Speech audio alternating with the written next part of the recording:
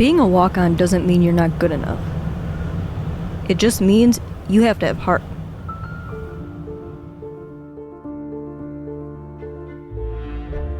You are overlooked.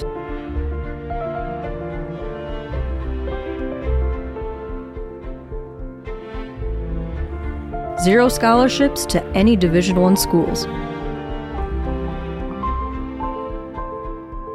But from here on out, you have something to prove.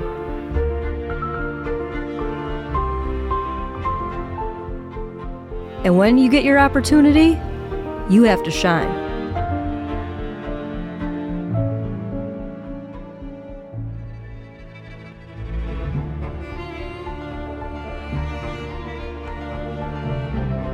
You have to be willing to do the dirty work.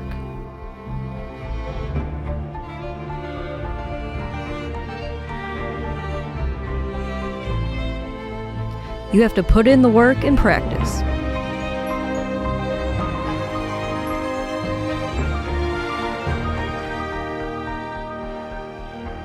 And when you get your opportunity, you have to shine.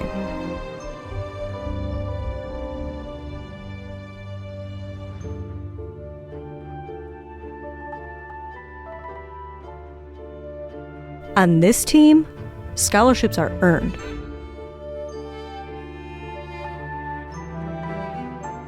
Are you ready?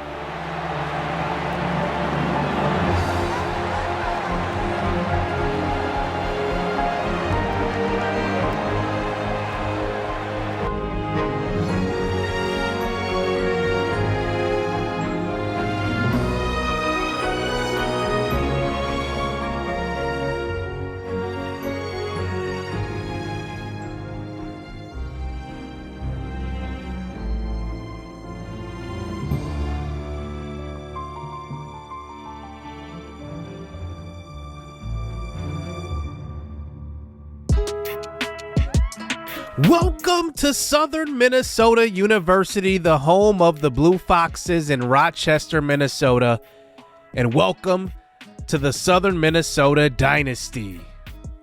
We are a full walk-on team to start this series, and this has been a much anticipated series here on this channel, and we will look to build this team really from ground zero as a full walk-on roster. We will start our coaching journey with a motivator background, so we will have to develop that tree. And the next tree we will probably unlock will be the recruiter's tree. So we start out our journey here in 2024, and we will get into the roster in a little bit, but it is not pretty. Let me just say that. Let's start with our offensive coordinator in Greg Harrell. Now, he helps us out a little bit. He has the scheme guru skill tree kind of unlocked here, and he has boosts to every position on the offense: quarterback, running game, receiving game, offensive lineman. And then he also has this second tier here, which is geared more towards fatigue and making sure that players stay fresh on the field. That's definitely going to help a lot with the offense, especially when we need to run those tempo offensive drives, and we really need to speed things up because maybe we're playing against a team that doesn't play well or doesn't have, a lot of depth on their defense. He also has the motivator tree, and that's particularly good because I think that if he continues to develop the offensive line, we can develop offensive line in this series, which is one of our weak points on this roster. Our defensive coordinator also has the scheme guru, and he has DB, linemen, and linebackers unlocked right now. And then if you look at, the rest of the tiers that he has, more fatigue scheme guru abilities, which is very, very useful, especially when teams try to run that tempo offense versus us. So without further ado, let's just get into the roster. We have 5 guys over 70 overall on this roster, really 4, because we get an attribute boost for Christian Hayworth here, who is 70 overall, and that's basically because of the coordinators. So let's just start out on offense, and we start with quarterback Jalen Yarbrough. That's right, if you are not familiar with the channel, Jalen Yarbrough is the youngest son of channel legend Marlon Yarbrough. He is a mobile quarterback. He does throw the ball accurately. He doesn't have the strongest of arm at 85, but right now he is our best tool at quarterback, and he is going to be the starter day one. He's a junior, so he will have 2 years in this system to really develop and learn a lot of the schemes. Our backup will be Ethan McCoy. Ethan McCoy is going to be a guy that doesn't really fit the scheme too well. He is a junior as well, but he's more of a pocket passer. And we will talk about the offense we will run a little bit later. A sophomore, Josiah McKinnon, backs up both of those guys. Now, one thing I like about him, he's got elite arm strength at 92, but his accuracy is just not there. He's going to have to develop that. Now, he is capped with about 3 bars there from the top, so he's not going to be able to be the most accurate quarterback, but he's going to have some chances to develop here in this offense. And then finally, fourth on the depth chart is Zach Masick. Now, Masick is a star dev, so watch for him to probably end up transferring if he doesn't get the playing time simply because of his potential. Moving over to running back, we have a pretty good scat back in LaShawn Bell. I imagine he's going to split carries with another back in the backfield who we will talk about next, but Bell is by far our best receiving back, and he's also our fastest running back on the roster. He will split time with true freshman number 24, Mason Williams. Williams is a power back, and the power back isn't really that popular in today's football, especially at the college level, but he's going to be a guy that's going to bruise a defense. He's going to wear down this defense, and I imagine we're going to run the ball quite a bit with him because of that aspect, and I hope that he really does shine. He's got 4 years with us as a true freshman. Juju Barfeld is 59 overall. He is a sophomore as well, so he will have a few years in the system. And then backing them up on the depth chart, we have BJ Hay, who is 53 overall. And then the guys that have long shots of playing, Tim Flowers and Sean Gibson. At fullback, one of our highest rated guys on the entire roster is Garrett Harper, number 48. He's going to lead the way, and we're going to have some packages in for him to get the football as well. They will be very minimal, but they will be there. Now let's talk about our star on offense, and it's true freshman Matthew Scott. He is star development. He's going to play in the slot most of the time. He's not really a true outside receiver, so you're going to see him lined up a lot next to the tight end. 3-by-1 formations. Look out for those screens going to him. Look out for the drag routes and the quick slants, getting him the ball in space. That's kind of where he works best. He doesn't have the top end speed that you would expect from an elite speed wide receiver, but he can get open. On the outside, we will have J.J. Carter. J.J. Carter has good size. He is a junior, so we will have him for a couple of years, barring him transferring for any reason. But he has decent hands. He's an okay route runner, but we'll see. William Norwood, another decent inside guy, another slot guy that probably won't play too much on the outside. But one guy I want to highlight in this offense is Santiago Perez. He is our most explosive offensive player, in my opinion, because he is smaller, 5'7". He can line up in the backfield. He can line up on the outside even and really run good routes. I've seen it in practice, and I think he can do it in the game. The rest of our receiver core looks like this. A.J. Nelson, Rashad Thomas, Fabio Gonzalez. Those guys are all kind of lumped together. And then Patrick Williams and Hayden Leslie are the guys way down on the depth chart. Not sure they will get in. At tight end, we are very, very thin. We are led by Brewer Martin, who is a normal dev tight end, 6'4" out of Hoover, Alabama. He has good hands, and he's a decent blocker, but I don't know what else he really does well. But he's going to be our starter right now. He's going to be more of a red zone target, and we're not going to really target him a whole lot because he's not very polished as a route runner. But looking at the rest of the tight ends, it doesn't get much prettier. We go all the way down to 46 overall to highlight a player here in Jay Gant. Gant is probably the most athletic of the tight ends. He's got 84 speed, and he's capped out right there. And he doesn't have too much more upside besides what he's already at. Our offensive line needs some work. We have a senior at left tackle at 63 overall. We have a pretty good sophomore at left guard, which we will talk about in a little bit. But our depth is really, really bad right now. We have a freshman center in King, and we will just need to develop and recruit here at this position. especially if we want to run the football, because early on in this series, we're definitely going to try to run the football, especially with the power back like Mason Williams. But I do want to go back to our top offensive lineman in Ace Soderberg. Soderberg is a sophomore. We will have him for 3 years, and he's also got a lot of upside as well. So he is normal dev, meaning he's going to develop at the normal rate that everybody else does. But I really, really like him on the offensive line. So look for us to run to his side a lot more often than the right side. On defense, we are pretty decent up front, at least for year one, but we will need to recruit here. Alan Peters is going to be one of our top pass rushers on the D-line. We will run kind of a 3-4 multiple. Now, he is a junior. Like a lot of the guys on this team are former college players who eventually just stopped playing football, and now they have an opportunity now as a walk-on. But we have some decent guys that maybe we could get some upside out of. They're all in the mid-60s, so I use decent very, very loosely. Number 98, Keyshawn Lamont, will be an athletic guy to come off the edge. We'll see how well he does. I don't really know who's really going to be the one guy to step up in this defensive line group.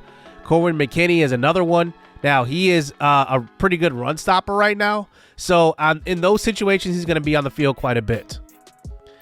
Our man in the middle, though, who's probably going to play the biggest role, because in a 3-4, you need a really good 3 technique, and that is going to be Wayne Glensky. Now, he is a junior as well. We have a ton of juniors on this team, meaning we're going to have to recruit well in the first couple of years, especially when replacing these guys. Backing him up is Clyde Henson. He's got decent strength at 82 hit power as well, but doesn't really jump off the screen of doing anything too crazy. Glensky has 90 strength in comparison to Henson, who's second in that defensive tackle group with 82 strength. Now, one guy I want to develop in this system is Kyle Altman. One thing I like about him is that he's athletic, but he does not have the pass moves right now to go along with his athleticism, but maybe a guy to look out for.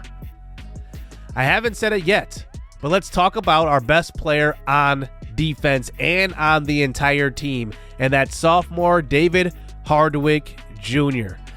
He is going to force some fumbles, in my opinion, and that's just what I think he's going to be. Now, he has to go out there and play, but he is a sure tackler. He's got decent speed for a linebacker at 81, but he is the leader and the captain of this defense as a sophomore, and right now, I think he's going to be one of the best players on this team, not because of his overall is the highest, but because he has the most broad skill sets on this team. Christian Hayworth will be the second linebacker in this group. Much like we just saw from Hardwick, he is a heavy hitter, and both of them do have the hammer physical traits, which allows you to, force more fumbles, has more chances to force fumbles. But we'll see how those two go. We have to develop some more linebackers in this group. Nicholas Reed is one of those guys. He's a speed guy. He comes off the edge as well. I think I'm going to use him more in pass rushing situations more than coverage situations because he is more athletic, but he's not very polished with his skill. Now let's talk about the secondary. We have Caleb Calloway right now, who is our top overall cornerback. Now, he doesn't do anything particularly well, but he has the highest overall, probably the highest awareness in this group as well.